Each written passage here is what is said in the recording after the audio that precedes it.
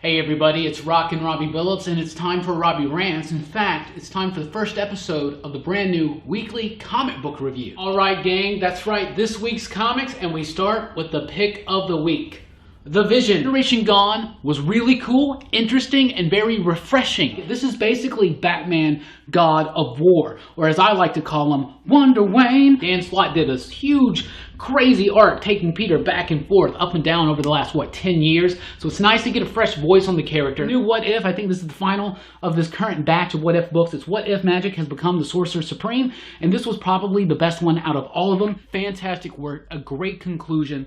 You guys just knocked this out of the park. You nailed the ending. You nailed that landing. You totally sold it. I love this book so much. I cannot wait to read it over and over and over for times to come. Now, let's jump over to Marvel. X-Men #1. That's right. It's the dawn of X. It's the show where I read a lot of comic books, and I'll let you know what I thought about them, and we always start with the pick of the week. But before we do that, let's address the elephant in the room. This is going to be the last weekly comic book review for the foreseeable future. I started doing these back in October of 2016. I have not missed a week yet, so it really sucks that I won't be able to do it next week, and that's because Diamond Comics has stopped distributing new print comics to comic shops. Not a lot of comic books today. In fact, no comic books available in print today. Diamond distribution is shut down. Comic shops are closed down for the most part. There are no new comics out, except for online. So I checked out Comixology to see what few offerings there were, and they are very few, but I found some really good ones I want to point out, including the pick of the week. And last week we had Diamond returning. This week we have Marvel Comics returning. So we finally have a proper stack of comic books, and it delivers a very personal, nuanced, tragic, and human tale. Let's jump over to DC Comics. We got Dark Knight's Death Metal issue #4, shiny foil cover. For me, this was by far the best issue of this series. Anyway, thank you guys so much, and please do join us at popculturephilosophers.com for podcast blogs, top 5 lists, and a whole lot more. Like I said, please subscribe, click that thumbs up button. We'll catch you next time. Peace out.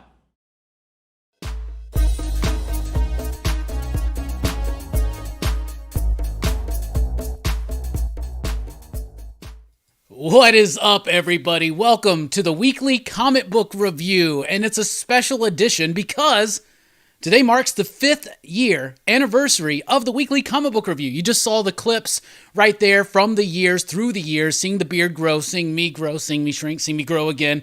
Anyway, what is up? Super excited to be here tonight. We're doing a special slam bang fantastic version of the weekly comic book review. I've been doing it every single week for 5 years, even during the Diamond shutdown. That's why I threw those bits in there, because I was really disappointed. I was like, I'm going to break the streak, right? And then I'm going digital, right? And those have been here during those times. Y'all remember those times. So what's up? Welcome everybody to a special live collector's edition, 5th year anniversary for the weekly comic book review. So what we're going to do tonight is I'm going to deliver the weekly comic book review here live, of course, and then when it's done, we'll have a little bit of a Q&A, a little bit of back chat, right? So it's going to be fun, and it's going to be great, and if you're watching this on the rewind, don't worry, this isn't like an hour and a half long review. It's got all the other stuff at the end. But before we get started, I do want to say, since it's the 5th year anniversary,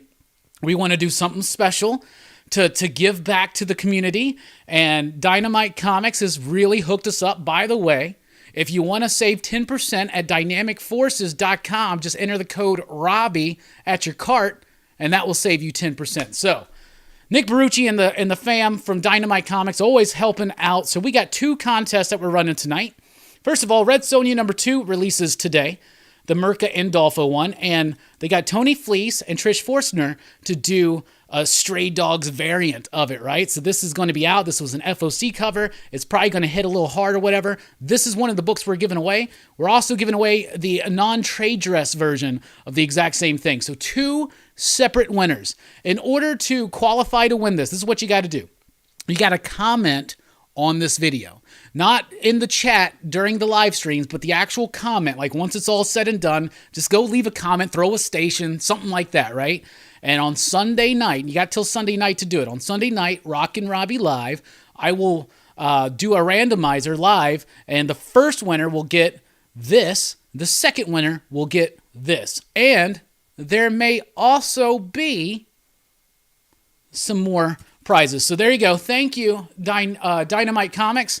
We really do appreciate you helping out celebrating the 5-year anniversary of the weekly comic book review. So I'm not going to quite get to comments and anything right now because it's just time to run on through. Y'all, I'm so excited. I've been looking forward to this day.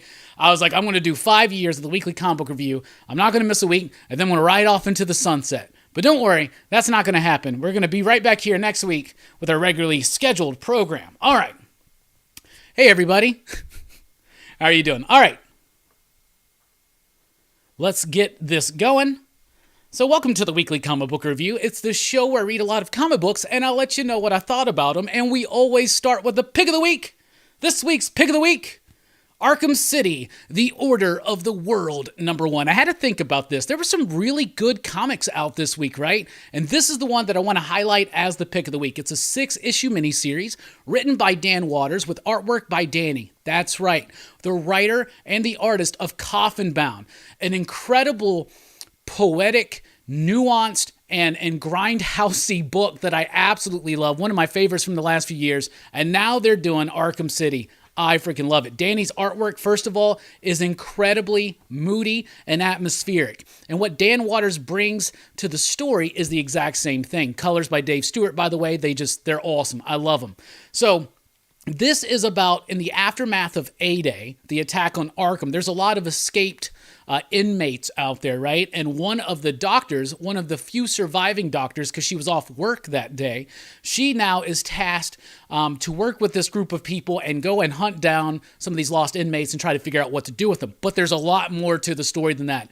It's guttural, it's visceral, it's raw, it's dirty, and I loved it. It's very much in the vein of something like Grant Morrison's Arkham Asylum, but doing something different. It's in continuity, but it's got great interpretations of classic villains like the Mad Hatter and introductions of new villains. Like, I don't know if we've ever seen this 10-eyed dude before, but it's like one of the scariest, creepiest things I've ever seen. So Dan Watters and Danny, fantastic creators. You throw in Dave Stewart, you throw in Batman. It's not even a Batman book, and it doesn't feel like it. It feels like a really great Vertigo book from back in the day. So the pick of the week, Arkham City, The Order of the World. Next up, let's talk about Wonder Woman, the 80th anniversary. So, Diana, station, happy 80th. But this book, it just wasn't for me. I would recommend this for the absolute most hardcore of Wonder Woman fans.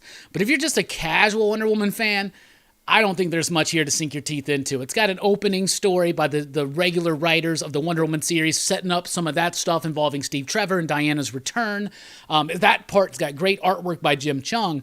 The rest of the stories are all right. They're like celebrations of Diana and Wonder Woman throughout the different years. So we're talking about Golden and Silver Age. We're talking about the Mod years. We're talking about the George Perez era. And we're talking about the New 52 and the modern era. So it was a nice celebration, but out of all of these, I mean, you know how it kind of goes. And I felt like this one was a little weak. But not as weak as Are You Afraid of Darkseid? I did not like this book. So DC's felt the need to give us two $10 books. I guess they want to celebrate the 5-year anniversary of the Weekly Comic Book Review as well. So the whole point of this is the Teen Titans are sitting around a campfire, right? And they're telling horror stories. Are you afraid of Darkseid? It's like Are You Afraid of the Dark? But it's Darkseid. Get it? Man, I didn't like a single story in here. Like, they weren't scary, they weren't clever, they weren't cool. I was so bored, and it was huge. It's like 100 pages, 80 pages, something like that. It's $10, and I was so bored. Like, seriously, that's a dope cover, but it wasn't worth it for me. That one is totally a skip for me. Then we got Batman 114.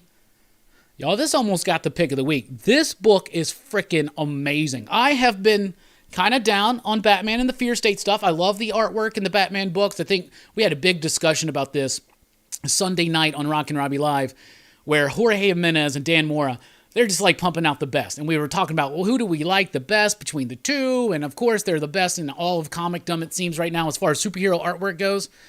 Yeah, it's Jorge Jimenez for me. The artwork in this book is freaking amazing. Like, every page is something exciting and explosive and splashy. It is colorful. Tamu Mori on the coloring is absolutely brilliant. I freaking love this book. And also, the story starts moving forward. And I really, really like that. I really appreciate it. There's this one double-page spread I want to show. Look at that. Look at that. Oh my goodness. So basically, what I'm trying to say is now it feels like the story and the events in Fear State are starting to match the explosive excitement of the artwork. This book was awesome from top to bottom. It had great, giant... This book is freaking awesome. I freaking loved it. Batman 114. All right, then we got The Swamp Thing, issue number 8. Rom V, nearing the end of the run, but don't worry, season 2 is a-coming. Man, I love this book. The way that Rom V can take a Suicide Squad tie-in and still make it thematically relevant to the story and make it feel organic and not out of place astounds me. Then you got Mike Perkins, Mike Spicer on the artwork.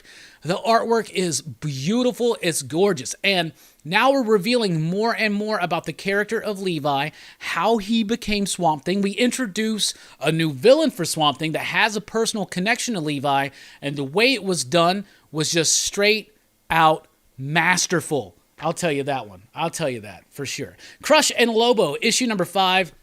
Yeah, I'm really liking this book. Like, I was really wary of it at first. I'm just waiting for any excuse to drop off of this book, but 5 issues in, and I am super hooked. I've never really been into the character of Crush, never had too much exposure. I was like, I skipped out on a lot of that Teen Titans stuff, right? But the character works, you know? Crush is Lobo's daughter. Lobo, of course, is a bastich of a dad. So he is out in space prison. She goes to visit him to kind of maybe put rest to some of these demons. And then, of course, he tricks her and like throws her in jail instead of him. Now she has been tasked to hunt Lobo down, and she's after him. But I love the book. It's fun. It's got a great quirky sense of humor, but not in an annoying, obnoxious way that like sometimes Deadpool or Harley Quinn books are for me. This works. It's super solid. I like the art. I like the writing. I like that book. Batman, The Adventures Continue, Season 2, Issue number 5. Didn't like this one. I found this one to be rather boring. I'll be honest with you. I think that Season 2 has not been quite as exciting as Season 1 of The Adventures Continue. This is the book that continues the Batman animated adventures. In this one, they're just doing a lot of stuff, though, where they've killed the mayor, and now other people are trying to run for mayor. And this one is just a big flashback introducing or retconning into the idea that there's this other guy who was mayor when Batman first started and this and that. It was kind of dull, and it was boring, and it was not exciting for me at all, and it didn't capture any kind of that feel from the animated series. By the way, the last issue of that, issue 4, was freaking amazing, so the book's kind of up and down. Then we got Justice League Infinity, issue number 4. I really liked this book. I thought it was awesome. J.N. DeMatteis with Tucker on there, as well as the writer Beavers doing the penciling. I like this book. This is just like Batman Adventures Continue. This continues the animated series of the Justice League. And so basically what's happened is Martian Manhunter's left for a while, and there's this crazy crisis event going on. They're getting to a lot of multiversal type stuff. This issue focuses on Diana being shunted off into a world where her and Darkseid were lovers, and that sounds so dumb, and it sounds like it shouldn't work, but this book worked, and it made me care about Darkseid, and it just had such a great ending, the way everything put together. Y'all, I'm serious as hell. This is one of the best Darkseid stories I've ever read. And I can't believe it either. Then we got DC Horror presenting Soul Plumber. Soul Plumber is from the cats who do the podcast, Last Podcast on the Left. So thank you, whoever it was that commented that Sunday night on Rockin' Robbie Live, so I can know that. John McCrae on the artwork. Love the artwork. It's gritty, and it's raw, and it's visceral, right? So what I like about this book, first of all, let me tell you what it is. First of all, what I like about it is just everything. I just really like this book. So here's the story. It's about this dude who's incredibly religious, Catholic in particular. And he's gone to seminary, but it just didn't work out. Now he's working at like a gas station. He feels like he's got a grander purpose. He wants to know what God's purpose is for his life. He goes to a seminar. There's this like con man who's selling this machine that's allegedly supposed to suck the demons out of somebody's soul. So he winds up getting blueprints for it and making it for himself, but his frickin' works. And the only ding I have about this book is like that I just described the whole issue. Like the end of the book is like something's about to happen. It doesn't quite nail the hook, but it still works. And I thought it was really, really cool and really, really fun. And then we've got The Nice House on the Lake, issue number 5. I really like this book. I like this series. I think it's cool. It's a great deep mystery. This group of it's a bunch of different groups of friends. They're kind of thrown together by this one guy in this vacation house, this nice house on the lake, and then the world ends. And maybe he's responsible for it, but he definitely knows something mischievous is going on and whatnot. I just love the way it unfolds. This has become an incredibly well done character piece. They're focusing on different characters for each issue, albeit in a very Lost type way. I love this book, and the artwork is amazing. The composition, the way it's spread out, the way the story is told by Tynan and company is absolutely phenomenal. And this has got the most what kind of ending out of all of them. So I really like that book. Before we jump over to Marvel, real quick, let's talk about some digital ones I read. We Have Demons, issue number 1. So this is a new one. It's from Scott Snyder, Greg Capullo. You can only get this on Comixology. If you have Amazon Prime like me and many others in the PCP Army, it's free. It's free. Like if you go to Comixology, I guess you have to buy it or you got to subscribe to that. But if you're on Amazon and you have Amazon Prime, it's free. So that means I'll be able to check out all of these Scott Snyder books. But I liked it. I thought it was pretty decent. It's a bit heavy on the exposition, but it's basically like angels versus demons. But the angels and the demons are not what you expect. It's a different mythology. It's a different mode of operation about how it works, and I found it to be interesting. It does spend a lot of time telling us the story, and then it doesn't really get to the meat of it till the last few pages, and that's where you see Greg Capullo be Greg frickin' Capullo, where you just got monsters and you got crazy guttural stuff. I liked it. I liked it a lot. I thought it was super solid. Also from Scout Comics, we got By the Horns, issue number 6.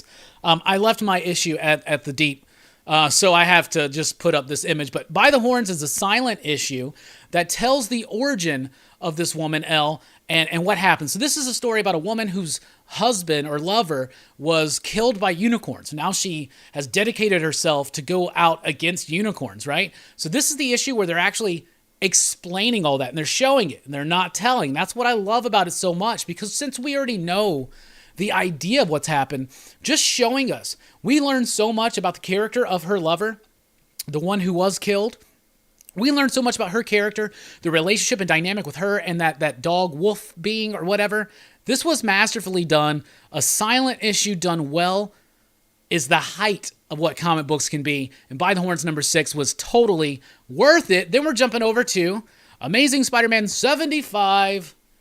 Start of the Spider-Man Beyond story. It's all right. So Zeb Wells, Patrick Gleason. Then we're gonna have we're gonna have Kelly Thompson. This is basically what's happening. We've been talking about now that Spencer's done with Spider-Man. We got basically a rotating cast of creators that are coming together to tell this one story, focusing mostly in on Ben Reilly, but there's still plenty of Peter Parker action in here. So what happens in here is that Peter's swinging around and he sees another Spider-Man. It's Ben Reilly. He's now working for this corporation called the Beyond Corporation. They've really spiffed up his suits. It makes me feel a little bit like it's kind of like Superior Spider-Man in the worldwide era or whatnot, but I had fun with it. I thought it was all right. It didn't like super game change things. It didn't like really make me just be like, whoa. And he's still kind of crying too much about the Nick Spencer run, but then again, so am I, so I can't really fault him at much. But this was pretty solid. It was decent. It was fun. Patrick Gleason's artwork was good enough. It didn't super wow me. I wouldn't say like, yo, everybody, now's the time to jump on to Spider-Man, because I don't feel like this run's going to be very long. You know, we only got like 24 issues till 900 and then 100. It's just more oversized Spider-Man. But anyway, it was all right. I thought it was decent. Dark Ages number 2 from Marvel Comics. I liked it. I thought it was cool. It didn't quite hit me as much as the first one. Now that we get the concept out of the way, the idea is that there was this force that came across Earth, and Doctor Strange had to unleash this portal to a reality where there's this never-ending EMP, and it got unleashed on Earth, and now no power works, right? So this is really world-building out how the Marvel Universe, that community, kind of rebuilt themselves after that. And it's setting up the different factions, what's going on over here, where this character is, where this hero is, where this villain is, what they're doing. And it does a fine job with it. So I think it's fine. Tom Taylor, he's able to do these kind of like Elseworlds type stories that are also character studies, because he understands these characters. And there's some moments in here that I was like, but there were mostly moments where I was like, okay, that's pretty cool. So I thought Dark Ages number 2 is pretty decent. Defenders number 3, lost me. I really like the artist here. This is Javier Rodriguez. I love the artwork. But the story, like a lot of stuff I see from Al Ewing, I like the concepts, but the execution's just not there. It's basically Doctor Strange and a ragtag group of defenders, more like the Secret Defenders, and they're traveling backwards in time through the different ages of the universe, right? So, like, there was this world, and then the one previous was all science-based, and then they go into this one that's all magic-based. And it's interesting. The artwork is cool, but there's something that is stilted about it, as Verna would say, right? But there's something stiff about it, something a little bit stagnant. It's not working. The artwork does flow, but it doesn't quite hit the level that it did in the first two, so it's kind of losing me. But the concepts, I think, are pretty cool. Savage Avengers, issue number 25. This is just big, dumb fun. It's the Roadhouse of Marvel Comics. It's Conan in the Marvel Universe. I never thought that would work, but I really enjoy this. So the whole gist has been about Kulan Goth and how Conan's there to stop him. And now we're like in the future where all the other heroes and villains have kind of like been defeated. Kulan Goth is like the top dog, and Conan's running around in Doctor Doom's armor, and he's got the ebony sword and all this other kind of stuff, and it's just fun. So this is really bringing it to a head. We get that final confrontation, but it's all just set up for what's to come next in the next issue. But I like it. I think this is just a nice, fun, light, easy breezy, beautiful cover girl Marvel comic. Then we got Hellions with issue number 16. I really liked this issue. I thought it was cool. You know, I'm mostly off of the X-Men books. I just found myself not even caring anymore. But Hellions has been pretty strong, and it hasn't really let me down too much, so I decided to stick with it. And after the major events, basically this team is breaking apart. All the revelations about what Sinister is doing, his hold over Psylocke, that's gone now. It's all up in the air. Y'all, I like this issue. I thought it was cool. But now that the team is breaking apart, you get to see all these things kind of start happening. And I thought it was interesting and it was fun. If you've been reading Hellions, stick with it long enough. I think it ends at 18, and they probably ain't bringing it back. Jumping over to Image, we got A Righteous Thirst for Vengeance, number 1. Let me tell you something. I really like the artwork in this book. It's Andre Lima Araujo, who did Generation Gone and a few others that I love this cat's artwork. So artistically, it's beautiful. The way that it tells the story is incredibly well done. It gives you those kind of vibes like from Akira. It's got room to breathe. There's lots of space, but it is detailed, and it's got some really nice moments. However, this book is very light on story. It's about this dude. He's just kind of going about his day. He comes across, he's just running around. It gets to the hook towards the end, but it doesn't hook you in enough. But I will continue to read this book because I really like the artwork. It's written by Rick Remender, so I do trust him to kind of bring it to fruition, but there is not much to go on story-wise in issue number 1, but the artwork was just freaking amazing. So A Righteous Thirst for Vengeance, it's all right. It's all right. The Me You Love in the Dark, issue number 3. I liked this issue. I didn't love it as much as 1 and 2, but it's starting to really creep me out. And when you get to the end of this issue and you kind of start piecing together where we're about to go, I think this is going to be one great tale once it's all said and done. So it's about this artist. She's trying to fill out work for a gallery opening. She is blocked right now artistically, so she goes to this haunted house. Turns out there's some kind of entity there. She is forming a relationship with this entity. So this one is more about the closeness of their relationship. So it was nice to kind of dwell on that. You get a little bit of back information about the character, but the way it ends, and then when you start seeing what's to come, wow. And yo, you done messed up. Let me just say that. But The Me You Love in the Dark, I thought that was super solid. Then we got Firepower with issue number 16. Man, you know, like I almost said Jonathan Kirkman. Robert Kirkman did a big slam bang action battle not too long ago. And then he kind of took a step back, let things slow up a little bit, and we focused on some family stuff. I thought we were going to be in that a little bit longer. No, we're right back to like battle, kung fu action, crazy type shit. I love this book. It's got a pace to it that doesn't let up, but it does allow room for these characters to mature, to develop, to breathe, for us to get into it. So I love it. Chris Samney, the way he does the action scenes, Matt Wilson's coloring makes things feel explosive that need to be explosive, and Kirkman's doing a great job of a book that's not so dialogue heavy, but really heavy on the action, but still has just as much heart as anything else that he's ever done. If not more. From Dynamite, we got Jennifer Blood issue number 1. If you've never read a Jennifer Blood comic, you can jump right in on this. You may feel a little bit lost at times, but it does a great job tying it in. Jennifer Blood was a woman who's like, if I remember correctly, it's been a while since I read the original series. Jennifer Blood, I believe, was like connected to like crime family or something like that, or she was like a housewife, something like that, right? But she winds up becoming this badass assassin that's killing these mobsters, right? So this focuses on the idea that most of these mobsters, the surviving ones at least, they think she's dead, and a lot of these mobsters and other criminals live in this one community. It's like a witness protection zone, right? And she finds herself there, and she's like, yo, I got a whole neighborhood of sleaze bags to kill. And that's what happens here. I like the book. I thought it was cool. It definitely made me want to go back and dig up those issues and reread the old stuff. So Jennifer Blood number 1 was pretty solid. And then Red Sonja number 2, Mirka Andolfo. And don't forget, comment on the video, not in the chat, but in the comments afterwards, and be entered to win one of the Virgin or the trade dress variants for the Tony Fleece Trish Forstner Stray Dogs Red Sonja cover. Red Sonja by Mirka Andolfo, I'm liking it. So in the first issue, Red Sonja is tasked to find this young woman, this young girl, and bring her back to her family, right? But there's something about this young lady, right? And so the young lady attaches herself to Red Sonja, kind of thinks that she's like her mother or whatnot. So the first issue was a really cool hook, and I really liked what it was saying about the character of Red Sonja. And I thought the character work was phenomenal. You get more of that in issue number 2.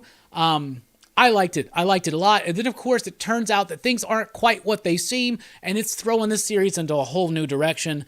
I have never considered myself a Mirka Andolfo fan, but I guess I got to reconsider that because I'm loving this Red Sonja book and I'm loving her work over at Sweet Paprika. So there you go. Then we got Chicken Devil. Thank you, Brandon, for the super chat. We'll address that in a second. Chicken Devil, issue number 1 by Aftershock Comics. So this one's written by Brian Bocciolato, but it's got Hayden Sherman on the artwork. I'm a big fan of their work. They're the artist on Wasted Space. Come on, what is it? Mary Shelley's Monster Hunter. What else? Thumbs, The Few. I'm a big fan of Hayden's work. I love the artwork here. It's not quite on the level that I expect from Hayden, but it was still cool, and I liked it. Story was decent, too. There were moments where it felt clunky, but by the end of the issue, I was hooked. What it's about is about this dude who owns a successful chain of hot chicken restaurants, but his business partner has gotten in bed with the mafia, and he's using the chicken restaurant to hold their heroin. Well, when their chicken restaurant goes up in flames, they're like, don't worry, insurance will cover it. Yeah, but it won't cover your ass from the mafia. So now they're all wrapped up into this. So I thought it was going to have this really absurd, quirky kind of bit because now the dude is dressed up as his own chicken restaurant's mascot, trying to exact vengeance, right, for what's happened. But the book is pretty deep and gut-wrenching at times. So I was really, really taken aback by that. I was really surprised by it. So definitely going to stick with this one for a while. Chicken Devil was pretty decent, pretty solid. Almost American, issue number 2 from Aftershock. This is from Ron Mars, but it's created by Janosch Newman. It's based on a true story. It's about these Russians who, during the time of the Soviet Union, they wanted to defect. They wanted to come to America, and this is their story. So it's like a spy thriller. This one is just a bunch of exposition about their backstory. I felt like issue 1 didn't deliver enough for us, but issue 2 rounds that out and sets up where the series will go from this point forward. So I feel like issue 1 and 2 could have been more restrained into one issue, and then we would have had a louder hook, a louder punch at the end, and then set up for an issue 2, 3, and 4 that's a little bit more exciting. That being said, I'm still into the story, though the artwork's starting to get a little bit murky for me on that one. Then we've got Mighty Morphin, issue number 12. We are straight up heading to the Eltarian War, y'all. Lots of revelations about Lord Zedd's origin, lots of revelations about Zordon's origins have been revealed in the issues of Mighty Morphin and Power Rangers previously. And now this is just basically, this is the book that sets the golf ball up on the tee, and hopefully in the Eltarian War, Ryan Parrish is going to knock the hell out of it and get the whole 9 yards. You're mixing metaphors again. Anyway, Mighty Morphin number 12, I love it. It's kinetic. I thought this took a bit too long to get to this point. Could have probably done it in 8 issues, but 12's a nice even number. As if 8 isn't. Is 8 an even number? It is in this reality? Okay, thank you. The last book you'll ever read, issue number 3. This book's taking some turns. I was really curious, where is this book going to go? In issue 3, this is where this book goes. Violence, screwing, and insanity. That's where it goes. I like the book. Last book you'll ever read is by Cullen Bunn, and it's about this woman who's written this book, and everybody that reads this book starts turning these crazy demonic monsters or something like that. So she's on this book tour. She's got a bodyguard that's not supposed to read the book, but he's coming more and more obsessed with her. They start this relationship. You see a lot of hanky-panky in this issue. So I liked it. It was a bit thin, but I don't know. I think that this is going to be something that will work really good when it's all said and done, and it will have a nice quick pace to it. Issue to issue, it's a little harder to get into. The sex doesn't hurt, though, I'll tell you that. Last Flight Out from Dark Horse. First of all, this is one of the thinnest, cheapest quality books I've ever frickin' read. Aside from that, though, the book was awesome. I really like it. Last Flight Out is about a world that's about to be destroyed. Right? It's almost over. And so there's a mass exodus of humanity from the planet, right? And they're dealing with things where a lot of people don't believe it or can't afford to leave or whatever, and they're like staying behind. But the main scientist, like the Reed Richards of the project, if you will, he has neglected his daughter. And he's a single father. His wife died, right, when she was young. He has neglected his daughter her entire life because he's devoted to this project to get humanity off of the world so that they can be saved, right? And now when there's only one more ship that's taken off, there's only like 24 hours to do it, his daughter's nowhere to be found, and he takes a team to go find her and bring her back. I really like this book. This is issue 2. Issue 1 did a great job of setting up that story. Issue 2 does a great job of continuing that story, introducing new concepts, moving the story along at a really solid pace, and giving us what we need in the page count it's allotted. However, this is like really, you're going to think that it feels like it's 5 pages long, but it's actually got some good content. Then we got Bountiful Garden, issue number 2 from Ad Cave. I thought issue number 1 was pretty solid. It's about this kind of like the same kind of situation. It's very close to Sentient as well without the AI. Same type of situation where like there is this exodus from Earth to other planets because the planet's like gone or being destroyed or something like that. So they got all these kids on this ship and they're in like life support. You know, it's kind of like like an Alien where they're in like, they're sleeping. They're in the sleep tanks or sleep chambers, whatnot. They get woken up. The ship doesn't work anymore. And they're just kind of kids and they don't really know what to do. They can't contact home. I really liked the book. I thought issue 2 kind of took that mystery even further. There's a planet near them. They're scoping that out. It could get quicker to the more of the hook aside from just kids in a space, ship out there on their own. It could get a little bit more into what actually is going on, but it does still have some nice moments in here, including a moment where a dude like goes outside the spaceship and you're like, bro, don't do that. Don't do that. Don't do that. Of course he does it, but I thought it was a pretty solid second issue. Then we have Out. Number 1, this is from AWA Upshot, Rob Williams, Will Conrad. Really like the artwork here. Story's okay. It's a really cool concept. It's World War II. They're at a POW camp. So it's like Stalag 17 meets Dracula, right? So the Nazis bring in like a vampire for some reason. Vampire doesn't get unleashed until the very, very end. We already know the theme. We already know what this book is about. So it takes too long to kind of get to that. It doesn't engage me in any characters. But one thing it did make me want to do was rewatch Stalag 17 and rewatch Dracula. So Out number 1 was all right, but it was a little bit disappointing to me because it didn't quite live up to, it didn't execute its promise in a very exciting way, I will say, but don't worry, we got some exciting AWA books coming up soon. Be sure to pre-order Crimson Cage and Hotel Volume 2, number 1. Then we have The Sumerian Beyond the Black River, issue number 1. I really like these books. So Ablaze puts these out. They're European comics. They're Conan comics. They're allowed to publish them here. They don't call them Conan. And they're uncensored. So there's like violence. There's like nudity. There's like death. There's like terrible stuff that the body rent asunder. And like I said, nudity and sex sometimes. This one doesn't have any like sexy time, but it was a really cool story. It's all right. So these are adaptations of the Robert E. Howard stuff. Very faithful, it seems. One of my favorite things, too, is at the back of each one, they have the damn story. So you can read it. So, like, you can read the actual story and then read the adaptation or whichever order you want. It's a bit verbose. This one didn't flow as well as some of the others, but the artwork I thought was super freaking cool. So there you go. That's what I read. That's what I thought about it. So let's run through real quick again. Don't forget, comment on the video, not in the chat here right now, but comment on the video to be entered to win one of these Red Sonja, Tony Fleece, Trish Forstner's Stray Dog covers from Dynamite Entertainment. Pick of the week was Arkham City, The Order of the World. Skip Wonder Woman. Skip Are You Afraid of the Dark Side. Batman was freaking awesome. Swamp Thing's awesome. Crushing Lobo's awesome. Batman Adventures, Justice League Infinity, look out for that. Soul Plumber, interesting, cool concept. Nice House on the Lake, mwah, as usual.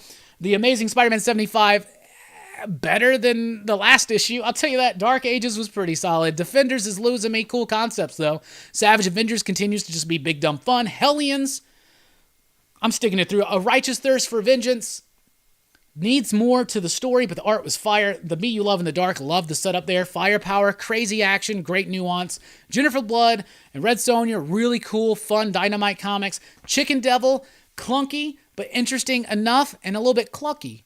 Get it? Get it? Anyway, Almost American was decent enough. 2 issues should have been 1. Mighty Morphin, I'm excited as hell for the Eltarian War. Last book you'll ever read was saucy.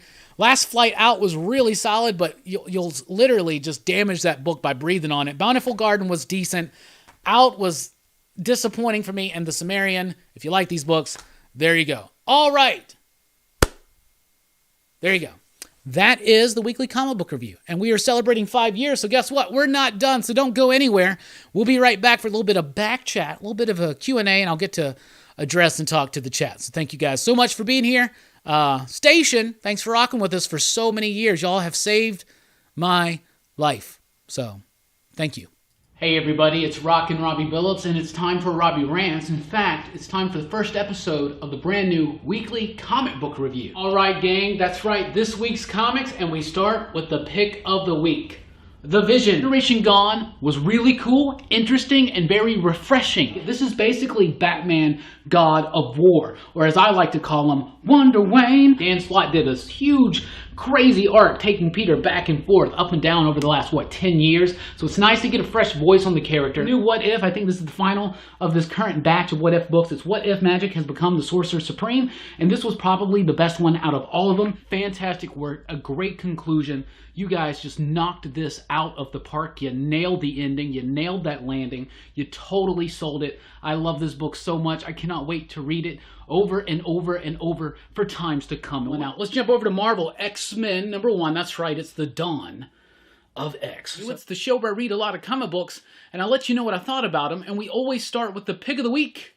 But before we do that, let's address the elephant in the room. This is going to be the last weekly comic book review for the foreseeable future. I started doing these back in October of 2016. I have not missed a week yet, so it really sucks that I won't be able to do it next week, and that's because Diamond Comics has stopped distributing new print comics to comic shops. Not a lot of comic books today. In fact, no comic books available in print today.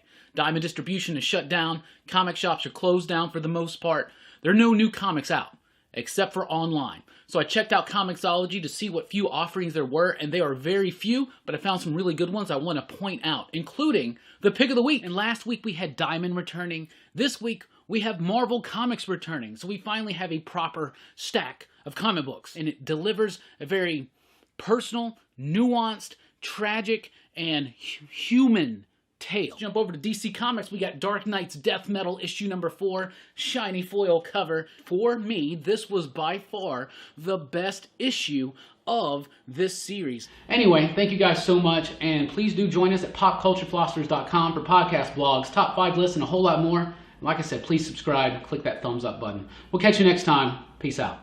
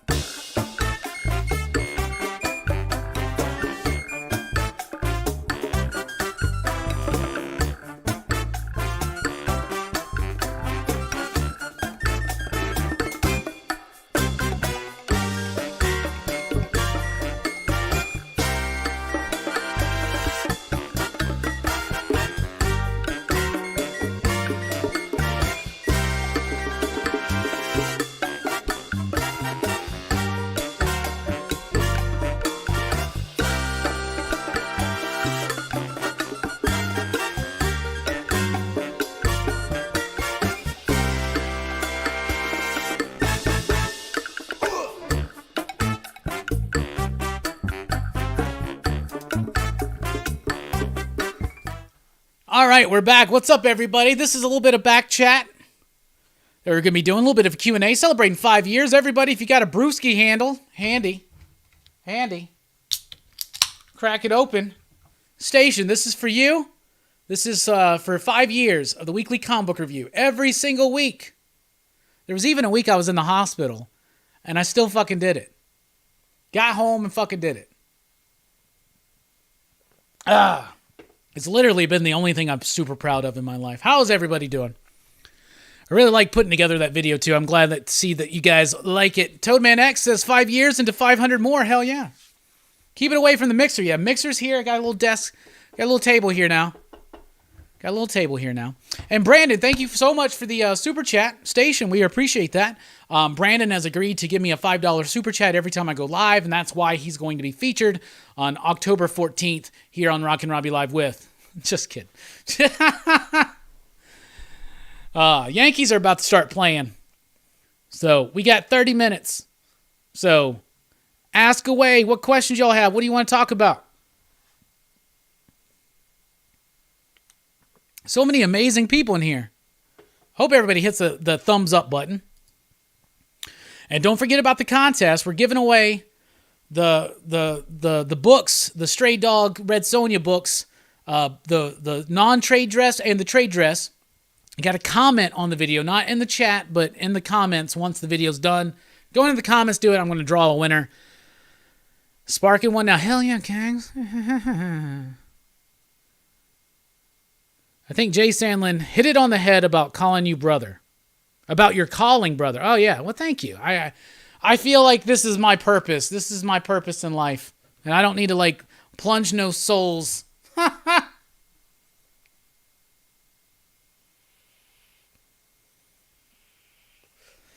What's up, Travis? Have I ever watched The Magicians? No, I have not. That was the sci-fi show, right? I've heard good things about it, but I got behind on so many damn shows.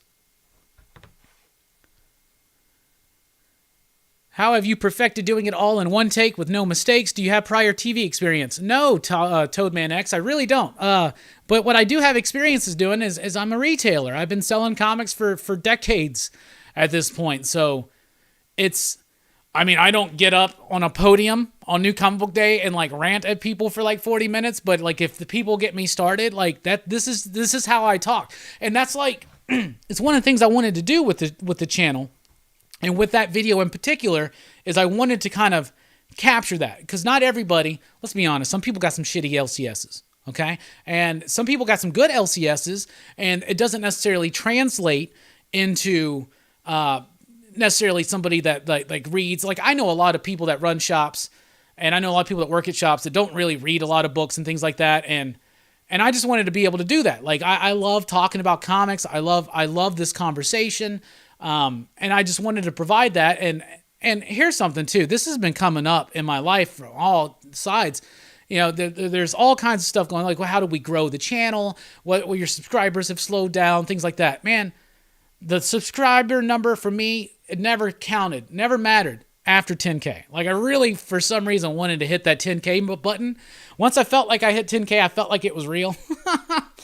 But the biggest thing for us has always been that we wanted to build a community. And I feel like that we have, and y'all are that community, and we really, really, really do appreciate it. Hey, we got Reggie. I wanted to thank you. 3.5 years ago, I discovered the dopest comic community.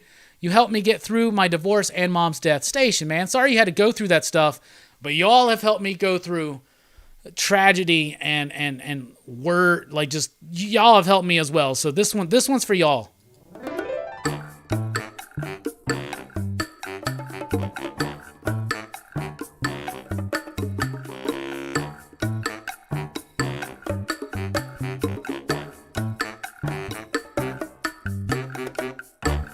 And if you're not familiar with the weekly comic book, with the Rockin' Robbie Live stuff, and this is your first Hellboy song, just go with the flow. Hey, let me tell you about this little man I know. His name is Hellboy. He was sent to the earth some long time ago to save it or destroy. brought to this earth by Rasputin, son of a demon and a nun who had sex with the demon, but was raised by Professor Broom. Now he fights evil and monsters, shit. And he fights with the man who's the fish named Abe. Now he fights with a fire starter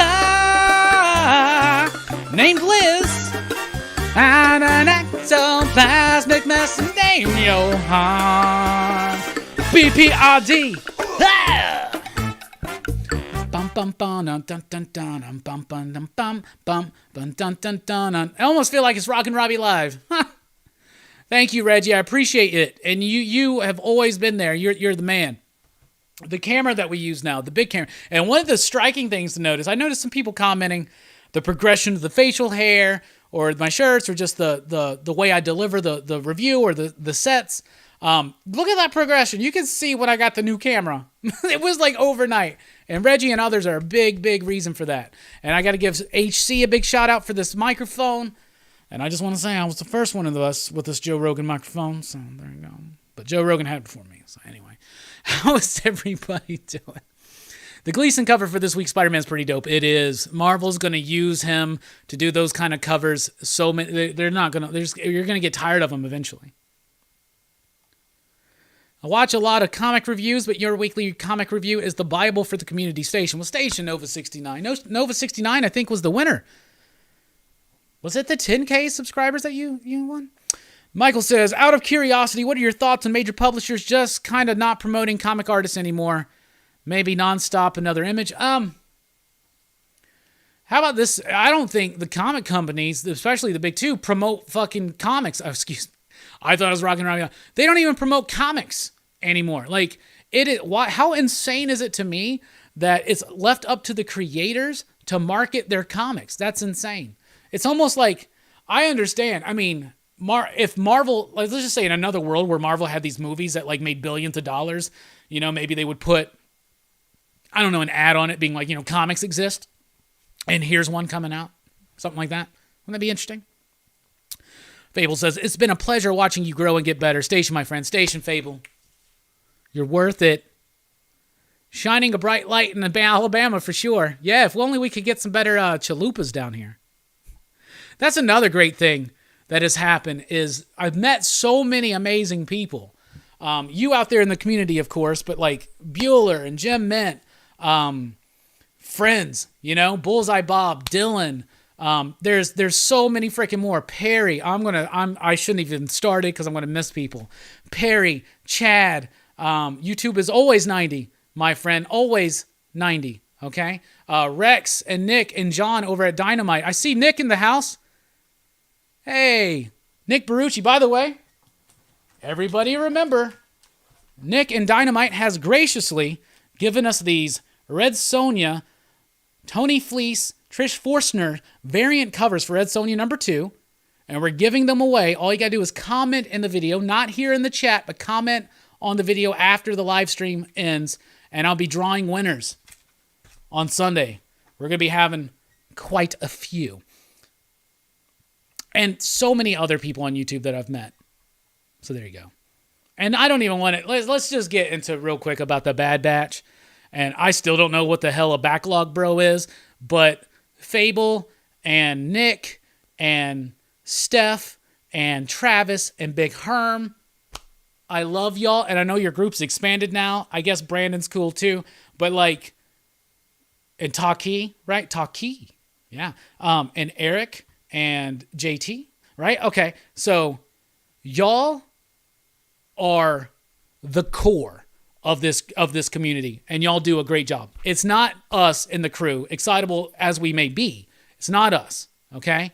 And I also got to give Mad Station out to all my brothers and sisters in the PCP Army, in the excitable PCP crew, in the Bad Batch, in the Backlog Bros. And don't think I left them out. I just want to tell you this. I've known Manny for like 5 years now. He was there from the beginning. And Manny has always been the bright, shining ambassador for PCP, and I really do appreciate it. Really, really appreciate it.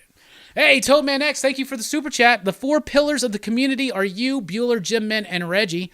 Thank you for your awesome videos. I think Bob would wreck you in a fight, but you could definitely take Bueller in a one-on-one. You think I could take Bob? But let me tell you something. I mean, you think Bob could take me, but let me tell you something, bruh. I went off on this one time, but this dude puts his change in his pocket the wrong way. He's going to throw his back out. So I'm just saying, you know, I'm wily. You know what I'm saying? Y'all don't know me. Y'all have never seen me. You know, y'all don't know what's going on here. You know, I'm quick as a lightning. Quick as a lightning. You're mixing metaphors again. Yeah. Anyway, thank you so much, Toadman X. I really do appreciate that.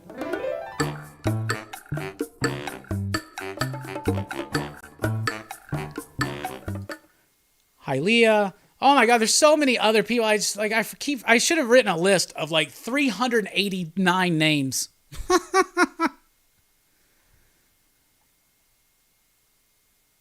Of course, JT. Oh, and Brother Joe. Brother Joe. Forgot about Brother Joe and Bobby De Leghetto. I still got, it's in Studio A. We're in Studio B. I still got, Bobby sent me, it's like the Venus de Milo, right? Is that what it is? Or is that Sweet Tea? Or is that a statue? Anyway, the statue, it's Invisible Woman. She had no arms, and that's kind of funny. I like it. I like it a lot. Damn, Nick with a $50 super chat. Damn, bruh. Happy 5th anniversary to Robbie. Let's all show our love and support by hitting that thumbs up, and let's share. Thank you, Nick. I appreciate you. Nick is the best. I have a great time doing... Nick is the reason why I'm able to do that show with Rex and John on Monday night over at The Experience. I have so much fun doing that show. And Nick has life lessons to learn. He was trying to tell us last night that if someone's shooting a bow and arrow at you, you run towards it. And I don't know. Nick, this is for you, man. You're the best, and I love your company. I love what y'all are doing. And thank you so much for what you do for the community, because you're a pillar of this community as well. Nick, this is for you.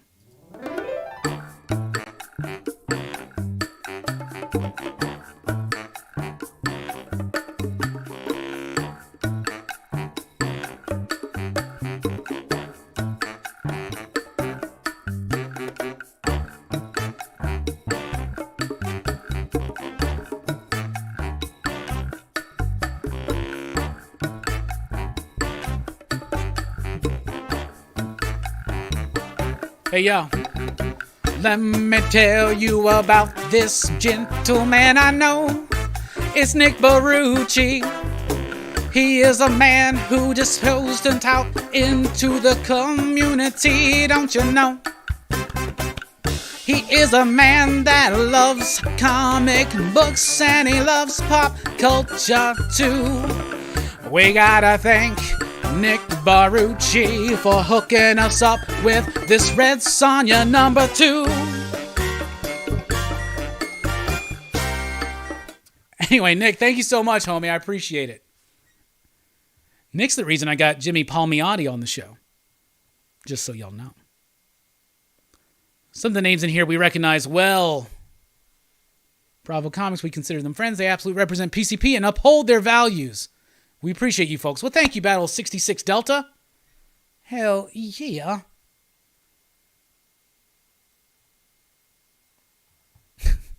I'm not going to keep doing the Hellboy chat. Thank you, Michael. Hey, man, keep it up. Legit helps out so much as a retailer. It really means a lot, and my customers appreciate it. I can only read so much every day. I read it so you don't have to, so thank you so much, bro. I really appreciate it. I really do. How many books did we cover today? So we did the 2 that I did digitally. Let's count. 1, 2, 3, 4, 5, 6, 7, 8, 9, 10, 11, 12, 13, 14, 15, 16, 17, 18, 19, 20, 21, 22, 23, 24. This is boring. 25, 26, 27, 28, 29, 30. 30. That's a light week. That's a light week. Hey, go Yankees, though. Yankees are playing, right? So there you go. Can anyone explain what Moira McTaggart's deal is with Destiny? Get that she didn't care for the treatment she received from Destiny, but was it worth starting Inferno? Did I miss something? I mean, she burned her alive, man. And she remembers it. And I think that's it. That's basically it. It's like, you burn me, don't bring her back. That's the whole thing. Because initially you think it has something to do with the idea that they don't want precogs, right? Because it will they can figure out certain. It's Destiny in particular, and I think you found out in Inferno #1 last week that it's very petty with Y. So there you go.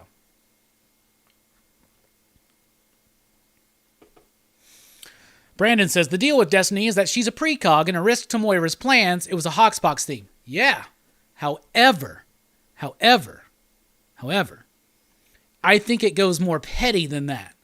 Right? And I think that's what they were doing. Exactly. What about Blindfold? That's what I'm saying. Don't call me a rookie, Steph. You're the one that... Come on, bruh. No, I mean, you're right. That's why I think it's not just that she's a precog. That was what they wanted us to believe. It's literally just, I think, because Moira is petty. And one of the things I do like about Inferno is that when they did that issue and in the solicitations, you think that it's going to be Mystique that's going to burn everything down. No, it's Moira, because they have not been listening to her, man.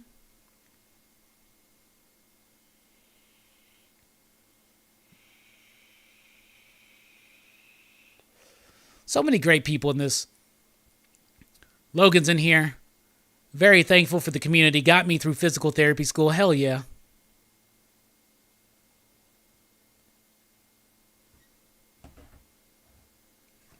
What has been my favorite Black Label book so far? Nice House on the Lake. By far. Going into the superhero-oriented ones, probably Batman Last Night on Earth, which we had a signed Greg Capullo available last night on the show at the Experience with Dynamic Forces. Hey, Sam's in the house. I've met Sam a couple times at my comic shop. So he says, everyone should put Visiting the Deep on your bucket list. Awesome store, and you get to meet the man. Yeah, but if you want my attention, don't come on a Monday or Tuesday. Those are busy days. What's the flavor you vaping? Same flavor I've been vaping for all these 5 years. It's Bombi's Nana Cream. Bombi's shut down. One day my shop's going to be like, we're out. And I keep going there. I just keep buying them. And one day they're going to be like, we're all out. And then it will have to be a new vape. But for now, it's still Bombi's Nana Cream.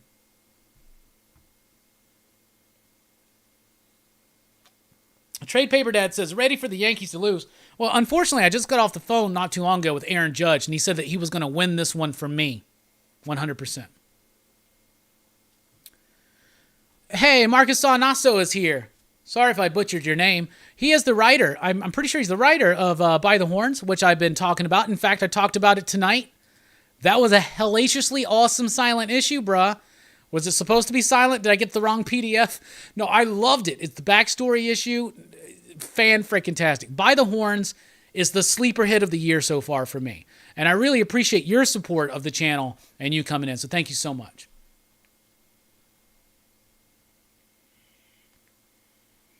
That's the other thing, too. So many great people in the industry that I've met, too, that I consider like friends now, right? Like friends of the show, Rom V, Dan Waters, pick of the week, you know? Let's see, John Lees, Alex Cormack, Liana Kangas, Tony Fleece, Ibrahim Mustafa.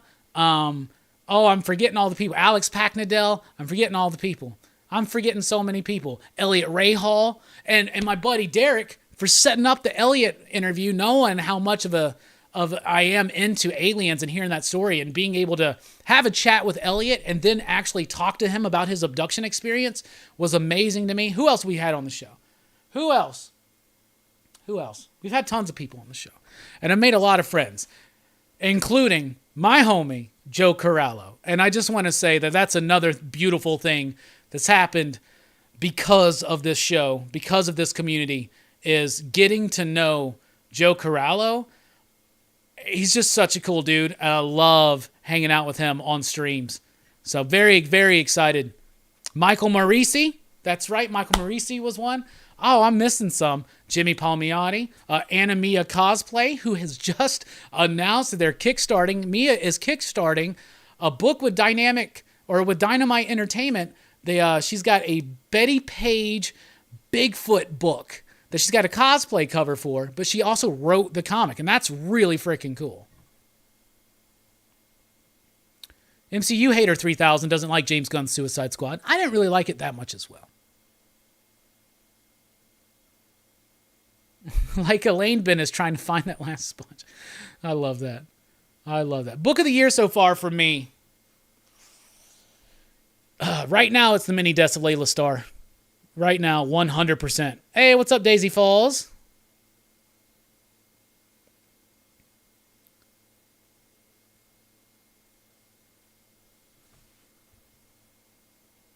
Fable says, I remember when we only had 20 to 30 people in the chat. Now there's over 100.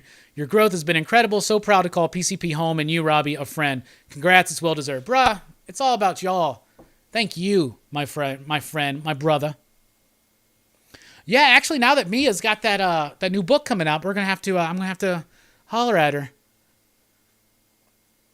Oh, I love Doomsday Clock. And I'll no longer be like what's a Doomsday Clock? No, I'm no longer ashamed.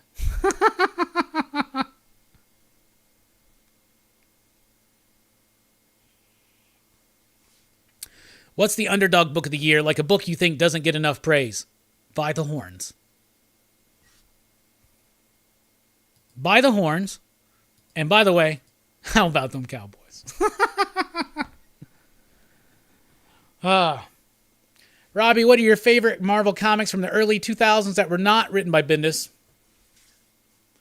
Early 2000s. Okay, hold on. I got to place myself in the zone. Not written by Bendis. Ultimates pops in my head. Not written by Bendis. I really like Mark Millar's Ultimate X-Men run. Like his chunk of like 6 trades or whatever. That stuff's really good. So that and Ultimates, I think that's good. What else? X-Force / Ecstatics by Peter Milligan and Mike Allred. See, Daredevil was Bendis. What else? Black Panther, Christopher Priest. Inhumans? That's like 99, but I think it wrapped up 98. I don't think it made it to the 2000s, so never mind. Priest's Black Panther. Millar's Ultimate work. Milligan and Allred on Ecstatics and X-Force.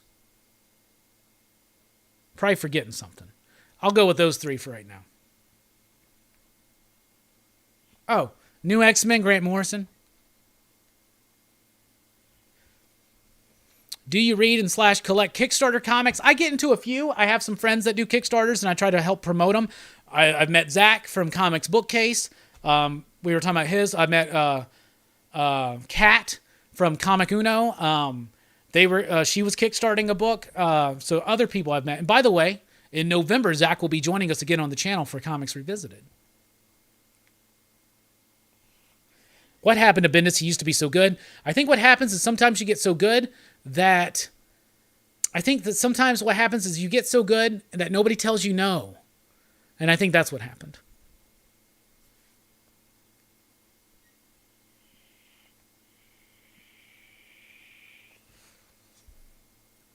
Man, this is a fun show. People are going to be coming in. And they're going to be like...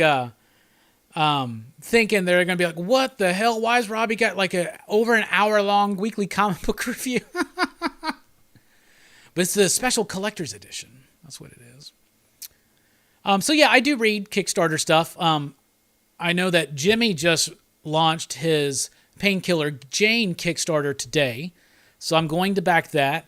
I backed Joe and Eric Palicki, another friend of the show. I backed Joe and Eric's Deadbeats 2. That is available, but I haven't gotten mine yet because I got the signed book place, and I think they have to ship that across the country. One of my favorite books I've gotten from Kickstarter is from Shelley Bond, and that was Hey Amateur, with an Allred cover right there that I loved, and I got the signed one as well. So this is filled with like one page. Everything's one page, and it tells you how to become an expert on something. It goes from silly things to, like, serious things. But it's pretty good. They got one page, 9 panels to do it. That's a really cool book. So yeah, I like Kickstarter.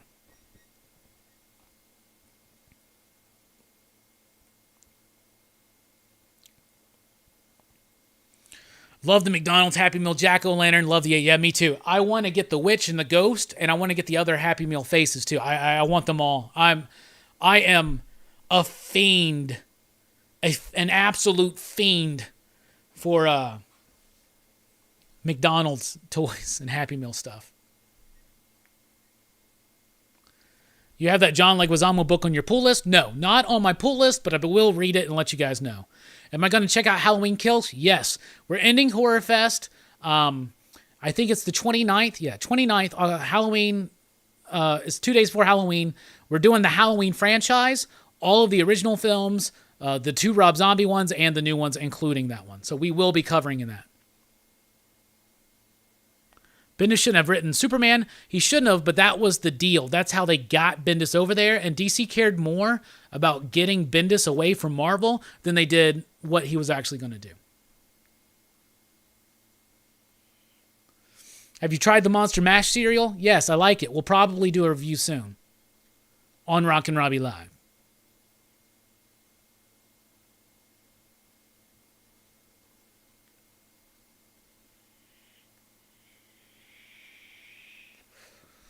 I feel like there's something about DC and their corporate culture that squashed Bendis. It's entirely impossible. He just lost it. Yeah, probably more like that if I had to guess.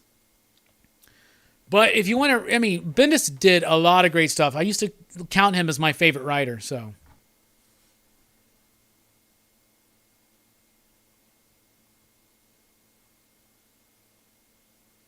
Does Robbie or anyone in the chat recommend East to West? Bruh. Yes. I recommend East to West. I was like, that and Pax Romana are my favorite Hickman books. And we just did a Comics Revisited last night on Pax Romana. And East to West one day. East to West one day for sure. Sam and Twitch by Bendis was awesome. That's where I first got introduced to the work of Alex Maleev. But yeah, I highly recommend East to West. And if you can get them, get these deluxe editions. There's 3 volumes of them. Jay Strick. PCP Army Station, just popping in. Congrats on 5 years. Love you, my brother. Love you too, Jay Strick. Thank you for being a part of our community and our crew. Excitable we are. Who has a better bullpen of writers, DC or Marvel? Right now, I would say DC. Have you played any Marvel Spider-Man games? Yeah, not any recent ones. The last Spider-Man game I played that was new was the first Spider-Man game that was like on like PlayStation and N64. My favorite Spider-Man game, though, is Spider-Man and the X-Men Arcade's Revenge for the Super Nintendo. Bendis' Miles stuff is good. I really like it. He does always like end it the same way by using his Venom Blast. That gets obnoxious. TM Nerdy says, I have read the first volume of East to West. And I'm returning to it after I finish Wicked and the Divine. Both of those are great books. Slot says, this show helped me quit marijuana. Interesting. Daisy Falls with the super chat. Thank you so much.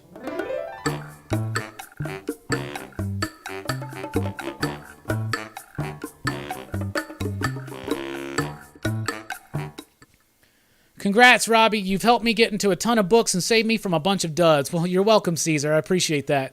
Daniel says, why do you think Bendis didn't click with DC? Do you think it's more of the editorial overall direction of DC that always caught him, or do you think the story's just losing its touch? His story was losing its touch. I don't think Superman was the right book for him. He does not work very well for me with big, epic type things. He works better. I know this is cliche to say, but he works better in like street level type stuff. His Daredevil work, his Ultimate Spider-Man work. But even better than that stuff is his like creator-owned crime fiction stuff. So I think he soars there. Like when he did Cover and Pearl at DC, and I liked those. My favorite Spider-Man game is Maximum Carnage, says Jay. Hell yeah, that's a good one. Was I a fan of Powers? Abso-frickin-lutely. My issue number 11, which is the white cover, has a character sketch of Zora. Is it Zora or Zola? By Michael Avon Oeming when I met him. Yeah, Steph, he does do wonders with street-level heroes. I would love to see him on The Question. I would love to see him on something like that. And then It's like he's using those characters that I think he'd be really good at with Checkmate, but Checkmate's the biggest drivel for me. And the other thing, too, is, can we get the pencil trick super? I don't even, oh, I see. I just feel like he's also kind of like doing some similar things that we've already seen. You know what I'm saying? So.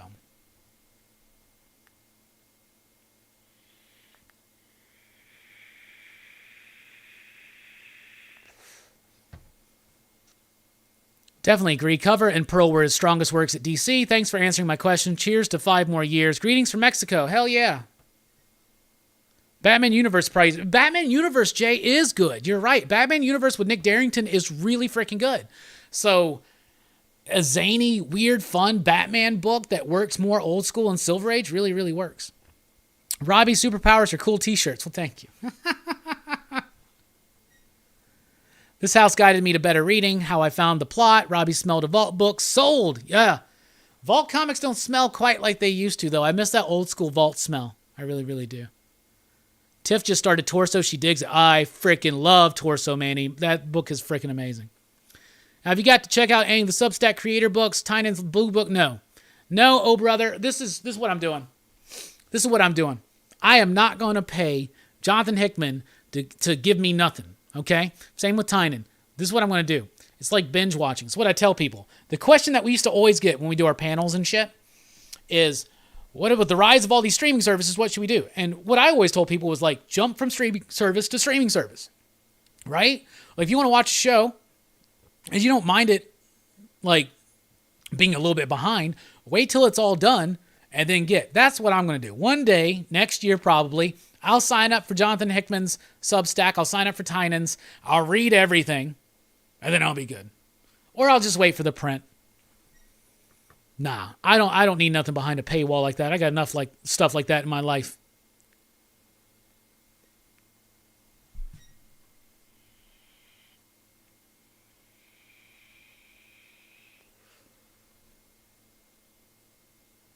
Nemesis is Millar and Steve McNiven. I feel like HBO Max is the best bang for the buck. That's one I don't actually have. Pick of the week was Arkham City, Order of the World, Fargate.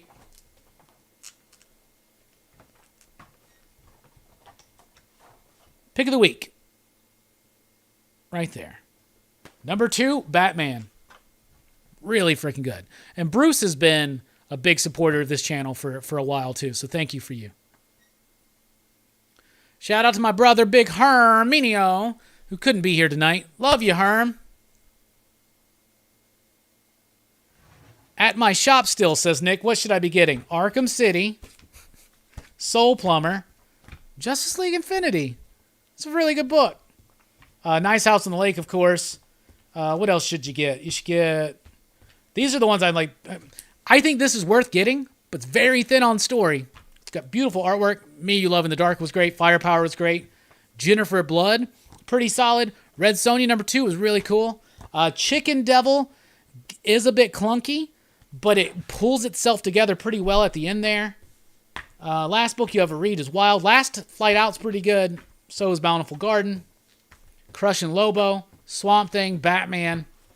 Those are the ones. But get what you want.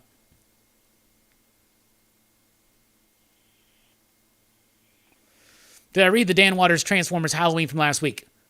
I have not read it yet, but I do have it. So I haven't read it yet, though. I'm a big fan of his work, so I want to check that out.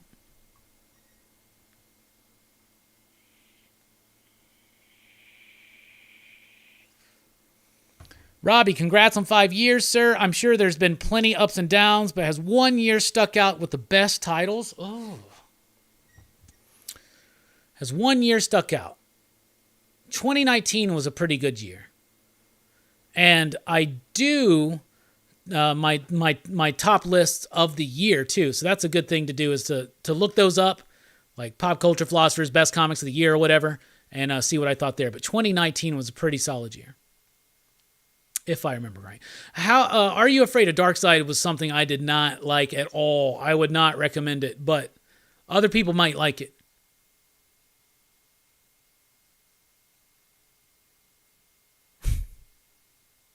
Are you looking forward to Dan Waters writing Cowboy Bebop? Let me answer this question, 62. I'm excited and looking forward to anything that Dan Watters is writing.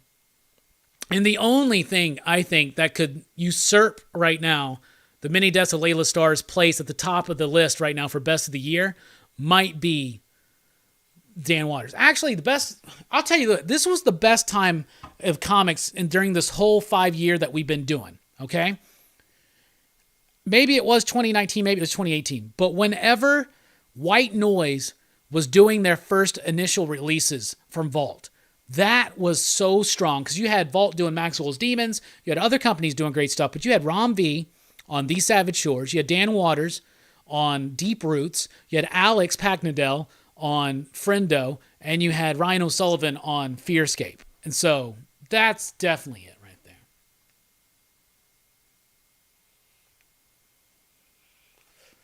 Dan Watters and Danny are going to be on my show this Saturday. That's awesome. I've never met Danny. Big fan of her work, but Dan is a friend of the show and a super cool dude. You should have fun with Dan. Yeah, Dan Watters is doing Cowboy Bebop. Comes out in December. 4-issue series from Titans, I'm pretty sure it's based in the live action show, but knowing Dan, he's going to make it as true to the concept as possible. And if you've never read Limbo and you're liking Homesick Pilots, by the way, the same writer and artist, you got to check out Limbo. That book is freaking awesome. And if you missed it, check out the show that we did with Dan Watters. It was a great show. Rockin' Robbie Live with Dan Watters. Really digging the Vegeta Goku dynamic between Batman and Ghostmaker. Kind of feel like Tynion should just have kept Ghostmaker for an indie book, though. That's the kind of idea you make big money with. It's also nice, I guess, he's added so much to the mythos of Batman, so many characters, Punchline, Ghostmaker, Clown Hunter. That's got to be a cool feeling too, right? Hey, John with the super chat. Thank you so much. Happy 5th, my Greek brother. Want to open a box of anything tonight? We're not doing any openings tonight because we're about to wrap up because the Yankees are playing, but you'll get the Ultra Magnus and you'll get the Gunslinger Spawn on Sunday night.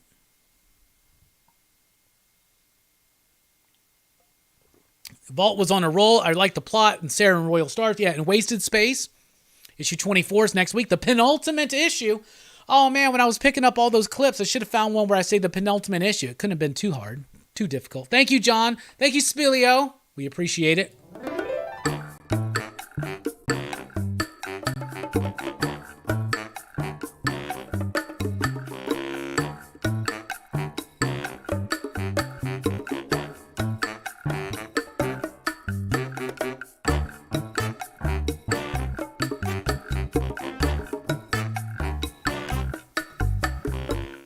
Really do appreciate all the love and super chats tonight. Y'all have been the best.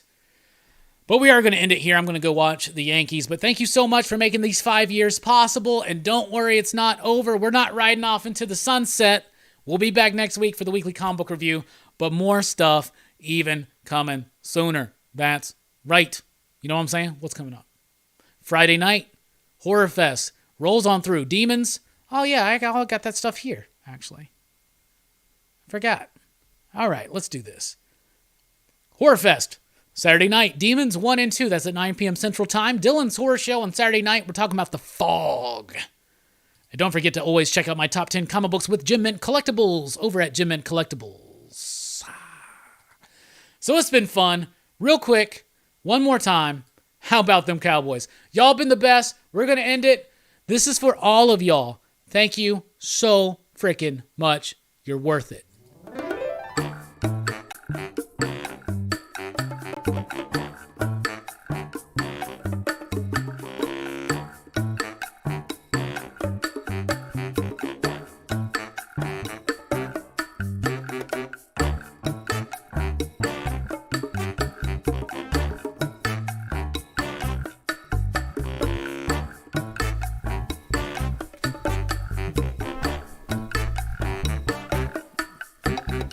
Let me tell you about this little man I know. His name is Hellboy. He was sent to the earth some long time. I'm gonna save it or destroy. Brought to this earth by Rasputin. son of a demon and a nun who had a sex with the demon, but was raised by Professor Broom. Now he fights evil and monsters. Shit. And he fights with the man who's a fish named Abe. Now he fights with a fire starter named Liz. And an ectoplasmic mess named Johann. BPRD. Yeah. Thanks for rocking with us. Station. Well, I hit the wrong button. Y'all have a good one. I appreciate y'all. Hey everybody, it's Rockin' Robbie Billups, and it's time for Robbie Rants. In fact, it's time for the first episode of the brand new weekly comic book review. Alright gang, that's right, this week's comics, and we start with the pick of the week. The Vision. Generation Gone was really cool, interesting, and very refreshing. This is basically Batman, God of War, or as I like to call him, Wonder Wayne. Dan Slott did this huge, crazy arc taking Peter back and forth, up and down over the last, 10 years? So it's nice to get a fresh voice on the character. New What If, I think this is the final of this current batch of What If books. It's What If Magic has become the Sorcerer Supreme, and this was probably the best one out of all of them. Fantastic work, a great conclusion. You guys just knocked this out of the park. You nailed the ending. You nailed that landing. You totally sold it. I love this book so much. I cannot wait to read it over and over and over for times to come. Now, let's jump over to Marvel. X-Men #1. That's right. It's the dawn of X. It's the show where I read a lot of comic books, and I'll let you know what I thought about them, and we always start with the pick of the week. But before we do that, let's address the elephant in the room. This is going to be the last weekly comic book review for the foreseeable future. I started doing these back in October of 2016. I have not missed a week yet, so it really sucks that I won't be able to do it next week, and that's because Diamond Comics has stopped distributing new print comics to comic shops. Not a lot of comic books today. In fact, no comic books available in print today. Diamond distribution is shut down. Comic shops are closed down for the most part. There are no new comics out, except for online. So I checked out Comixology to see what few offerings there were, and they are very few, but I found some really good ones I want to point out, including the pick of the week. And last week we had Diamond returning. This week we have Marvel Comics returning. So we finally have a proper stack of comic books, and it delivers a very personal, nuanced, tragic, and human tale. Let's jump over to DC Comics. We got Dark Knight's Death Metal issue #4, shiny foil cover. For me, this was by far the best issue of this series. Anyway, thank you guys so much, and please do join us at popculturephilosophers.com for podcast blogs, top 5 lists, and a whole lot more. Like I said, please subscribe, click that thumbs up button. We'll catch you next time. Peace out. Did he just say making fuck? Go Yankees. Go Yankees.